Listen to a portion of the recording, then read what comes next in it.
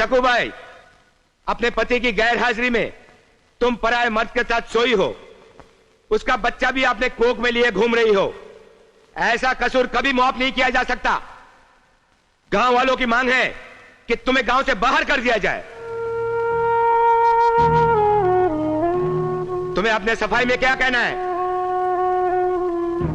कुछ नहीं। अमरजी भाई, तुम्हें कुछ कहना है? बस इतना ही कि इसने जो किया ठीक नहीं किया। बेवफा हो तो भी अपनी बेवफाई का सबूत तो इसे मिटा ही देना चाहिए था। मर्द के लिए इससे बड़ी बेइज्जती और क्या हो सकती है?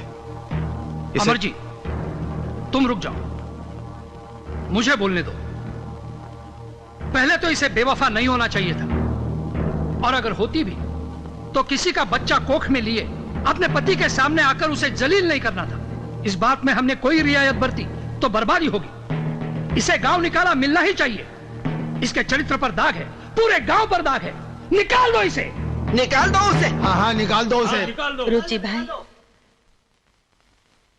मैं एक सवाल पूछती हूँ तुमसे। तुम्हारे हाथ में एक दाग है, उसे काटकर क्यों नहीं फेंक देते? फिर सारा शरीर साफ सुथरा नजर आएगा ना। बोलो, अपना हार्ड मांस काटकर फेंकना क्या इतना आसान है? बताओ। मेरे दाग से क्या लेना देना? तुम जैसे आवारा औरतों से हमें अपनी बहू बेटियां बचानी है। निकाल दो इसे। निकाल दो। अच्छा, एक बात बताओ, उन दागों का क्या होगा जो तुम्हारी आत्मा और शरीर दोनों में लगे हैं? क्यों ना तुम सबको काट छाट कर सब कुछ ही साफ कर लो। सुनो टकू भाई, हमें बताने की कोई जरूरत नहीं। हम क्या करें, कैसे जिए? तुम्हें अपने बारे में या अपने पाप की गठरी के बारे में कुछ कहना है? कहो। मैं आपके सामने सफाई देने की कोई जरूरत ही नहीं समझती, क्योंकि ये मेरा अपना घरेलू मामला है। लेकिन हालातों की वजह से मैं आप लोगों के सामने खड़ी हूं। यह किस्सा मेरा ही नहीं, हम में से किसी का भी हो सकता है। मैं आप लोगों को वही कहूंगी जो मैंने मेरे पति से कहा है। आप लोगों ने जो मुझ पर दोष लगाया है वो सच्चा है, इसलिए मैं झुठलाऊंगी नहीं। आदमी कभी हालात का शिकार हो जाता है, लेकिन ये जो मेरे पेट में पल रहा है वो पाप नहीं, मेरा अपना लहू है, मेरा अपना मांस है, जैसे बाकी 3 बच्चों की तरह जो मैंने पैदा किए। सिर्फ इस कारण इसका बाप मेरा पति नहीं, इसका खून नहीं किया जा सकता। लेकिन ये बात गलत है। जो भी है, अच्छा या बुरा, ये जीवन है। ये जो मेरे पेट में पल रहा है वो एक इंसान है, और इसकी रक्षा मैं आखिरी सांस तक करूंगी। इसकी क्या सुन रहे हो? लेकिन अग्नि को साक्षी रखकर खाई हुई शब्दों का क्या?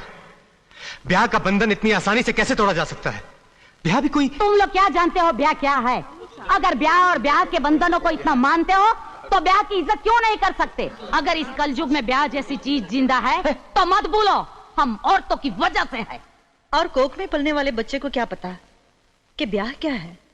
वो बच्चा न पाप की गठरी होता है न पुण्य का प्रतीक। हर माँ के लिए वो सिर्फ अपना ही बच्चा होता है। वाह वाह वाह, और बकवास सुनाओ। टकू भाई, हम तुम्हारी बात समझ गए, पर मर्यादा भी कोई चीज है। कहीं ना कहीं तो लक्ष्मण रेखा खींचनी ही पड़ेगी। बिल्कुल। हम तुम्हारे बच्चे को मारने को तो नहीं कह सकते, पर तुम्हें गांव छोड़कर जाने के लिए तो जरूर कह सकते हैं। बिल्कुल। रुक जाओ, आगे बढ़ने से पहले मैं जो कहती हूँ सुन लो।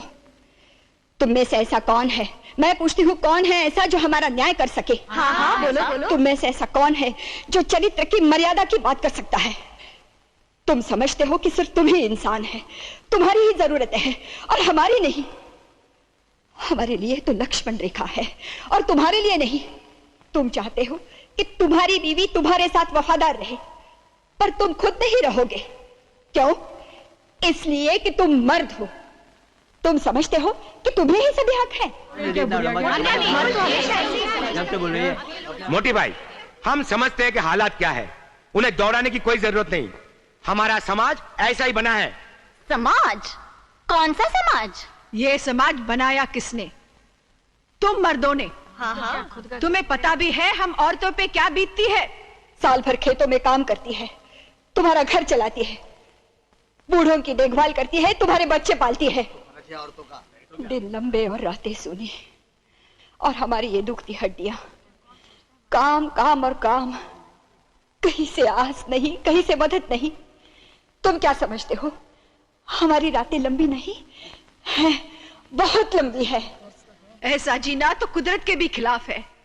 हमें भी चाहिए प्यार, एक सहारा। तुम क्या समझते हो टकू अकेली ही ऐसी है जो पराए मर्द के साथ सोई है? यह ऐसी फिजूल बकवास नहीं कर सकती। क्या मतलब है तुम्हारा टकू भाई अकेली नहीं है? तुम चाहती हो हम गांव की हर औरत पर शक करें? नहीं।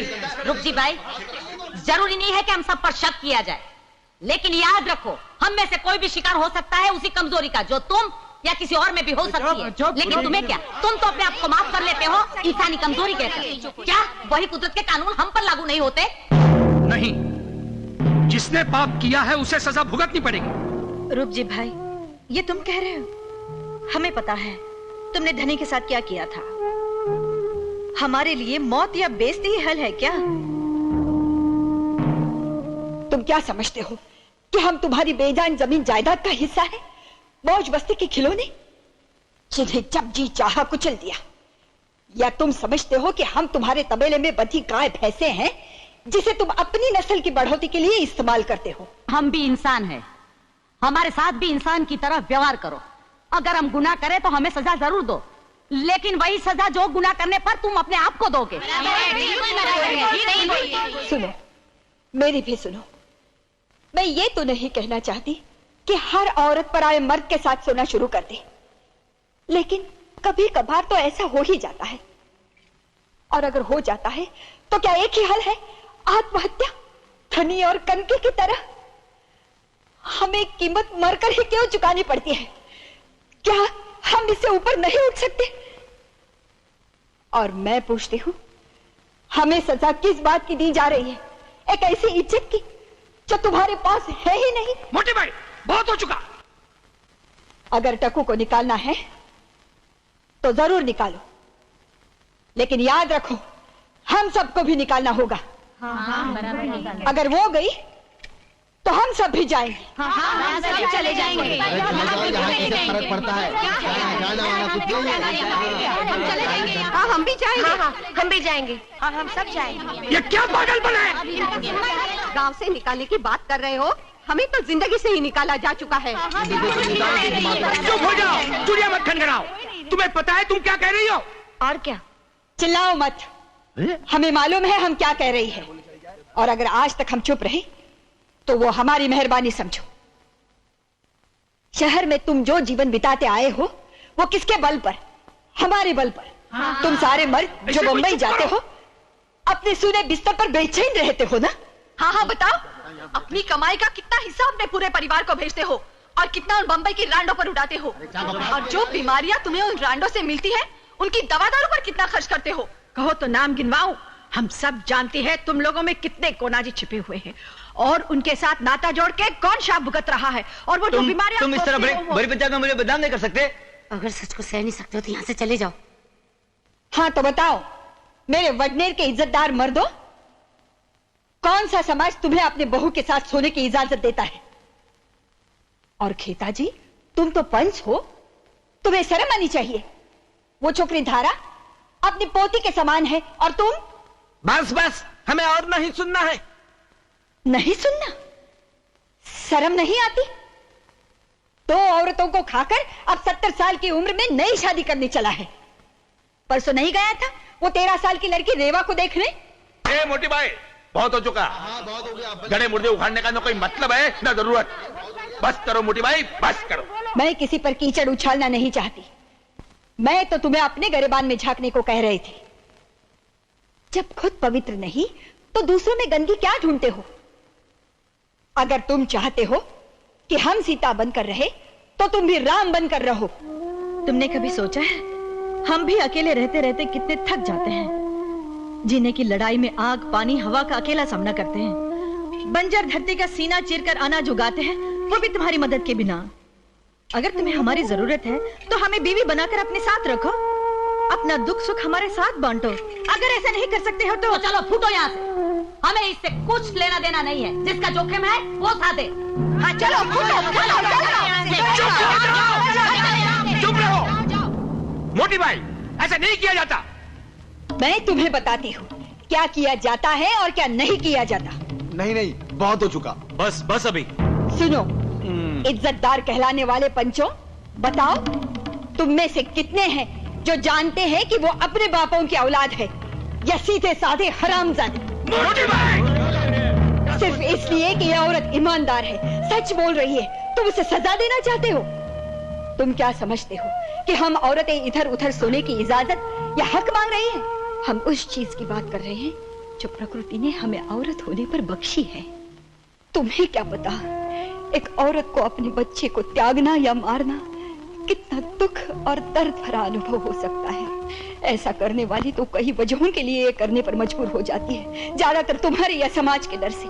लेकिन ये मत समझना कि उनके लिए भी इतना आसान है।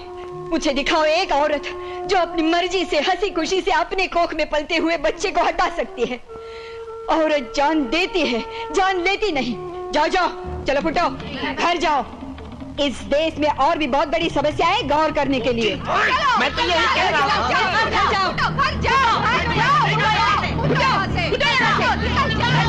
अमर जी भाई, ये तुम्हारा अपना घरेलू मामला, इसमें हमें क्यों उलझाते हो? हमें क्या लेना देना, वो जाने और उसका पति। हाँ बिल्कुल। चलो चलो, उठो उठो, चलो तुम भी घर जाओ। सुनो तो, चलो चलो, रुक जाओ, रुक जाओ, कहाँ जा रहे हो? रुक जाओ, अरे रुको तो, रुको। अरे मत जाना, अभी नहीं जाना। अरविंद जी, अभी जी रोको इनको। अरे नहीं जाना, अरे कुछ करो, करो ना, उनको रोको। कैसे रोकूं जब सब जाना चाहते हैं? चलो चले। चल बेटे, सब ठीक हो जाएगा, फिक्र मत कर।